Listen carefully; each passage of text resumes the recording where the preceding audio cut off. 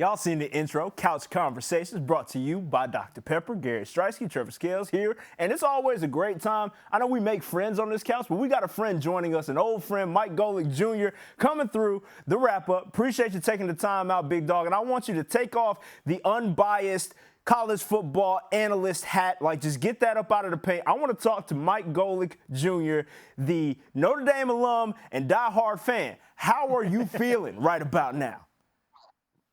I'm glad you framed it like that because it makes it less awkward for everyone seeing right now. Like, I rolled into this one. I literally have my Notre Dame hat on. So rest assured, I am in that mode. It's the weekend and I don't have to work. So this is how I live. But I'm feeling good, man. This is what I said in the beginning of the season for Notre Dame was they had all the pieces of a team that could compete at the highest level. They walk into most seasons with that because in year 11 now for Brian Kelly, that's the depth of recruiting that they've built up. But they needed more consistent performances specifically from their quarterback. And from what we've seen in the last two games from Ian Book, I have seen a different quarterback from the last few years. I've seen a different quarterback as far as how he maneuvers in the pocket, his ability and his confidence to cut it loose into tight windows and to give his receivers a chance to make plays. And so with all that, I'm feeling pretty good today, fellas. It's been nice to see this. We get all the expectation of a great offensive line, this ground attack, but to see Ian play the way he has in big spots lately has been nice.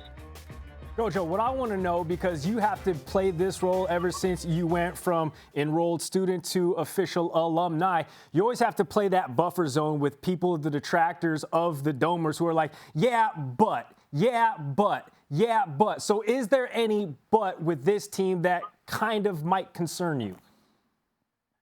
I don't think so. I think we saw today some sloppy play, the turnovers that were given up to a Boston College defense that certainly forces plenty of those. But we did the same thing, Gary, when I was at Notre Dame. In 2012, we're going undefeated, and it's every week, is Notre Dame legit? Is Notre Dame legit? Like, save it. They're legit. They're on par, and they showed against Clemson. They finally got that off their back, albeit against a backup quarterback. We know a talented one. And so now I think for them is to just continue to do this consistently. Yes, they are legit, but like all these other teams, we saw Clemson get taken down to the wire against Boston College. North Carolina, Wake Forest put up a ton of points and yards today, and they can do that again if you're not careful. But Notre Dame is faster than it's really ever been on defense. Offensively, they're starting to get some gel on the outside of this offense with their big receivers. And so I think we can really calm all that talk. It's going to be good on good from here on out in a lot of ways. This was always a backloaded schedule for Notre Dame, and I'm excited to see how they fare and step up for very different challenges that are coming their way after the bye.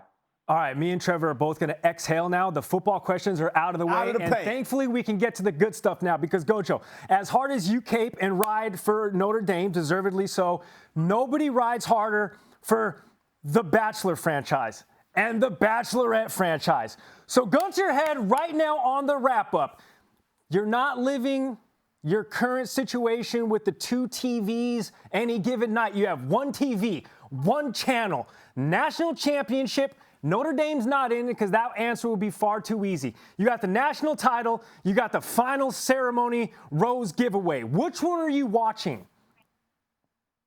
Come on, man. There's only one where love is on the line. Like, yeah, the ring in the life of football is going to take you pretty far. I learned that the hard way on the opposite side. But, man, these people are playing for love and Instagram followers. What higher price can you go into something asking for in that? I got to rock with the Bachelor, especially now that we got Tayshia in here. I was so sick of what was going on in Claire Crawley's version of this season that if we go to the final on this one now, I am excited to watch Tayshia's journey for love. I wish it had worked out for her and JPJ on Bachelor in Paradise, but that's why you play the game. She's back out here and she's ready to rock now.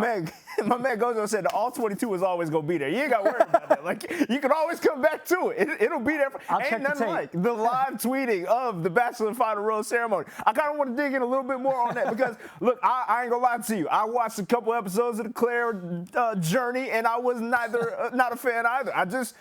Please help me understand, as a novice Bachelor consumer, how the hell did they even get to decide that? Like, how did she step into that role? Because I don't see how that was good from the onset.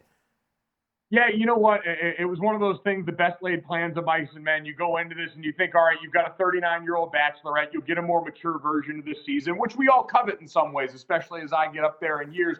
But the best part about the Bachelor and Bachelorette franchises, guys, are the stupid dates. The group dates were ridiculous sporting activities. Bring some aging celebrity sports star in to watch these guys embarrass themselves. the 2-on-1 when we've got defined villains where we can go in here and watch the sparks really fly, and a chance to watch some country music artist that none of us have ever heard of serenade two people dancing awkwardly in front of a crowd. And we were robbed of all those moments because all they wanted to talk about was Clare and Dale. I'm sick of Clare and Dale, and I want to see everybody else, and I know that's going to be the exciting part now. We're going to get dumb dates. We're going to get to know these guys, and we're going to eventually find a bachelorette that everybody likes, hopefully find love. That's exactly right. I hope the ABC executives were listening because this man deserves a producer credit at this point. Mike Golic Jr., appreciate you joining the wrap-up, big dog. Thanks, fellas. Thank you for watching ESPN on YouTube. For live streaming sports and premium content, subscribe to ESPN+.